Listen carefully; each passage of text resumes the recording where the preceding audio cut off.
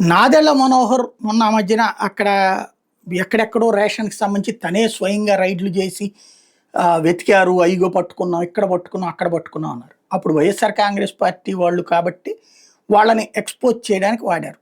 ఇప్పుడు అది నిజాయితీగా మేము అందరి విషయంలో చేస్తామని చెప్పినప్పుడు, ఆదోని దాని మీద ఎందుకు నోరు మెదపట్లేదు? ఎందుకు విచారణకు ఆదేశించట్లేదు? ఎందుకు ఆయన వెళ్ళట్లేదు? ఎందుకు పోలీసుల నుంచి నివేదిక కోరట్లేదు? అక్కడ క్లియర్‌గా పో ఎవరు సివిల్ సప్లైస్ డైరెక్టర్ కదా వెళ్ళింది. అధికారుల సమక్షంలోనే కదా చెక్ చేసింది. వందల కొద్దీ, వేల కొద్దీ మూటలున్నాయని తేలితే, చివరికి తెల్లారేటప్పటికి ఆ మూటలన్నీ మార్చేశారని స్వయంగా చెప్తున్నారా? కంప్లెయింట్ ఇచ్చారా? అయితే అధికారులేమో 118 ఉన్నాయని చెప్పి దొంగ లెక్కలు రాశారా?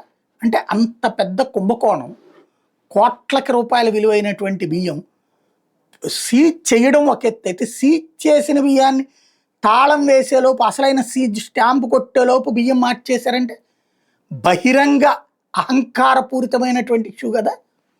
మరి దాని విషయంలో ఎందుకు నోరు మెదపట్లేదు? అదే $1,000,000 ప్రశ్న.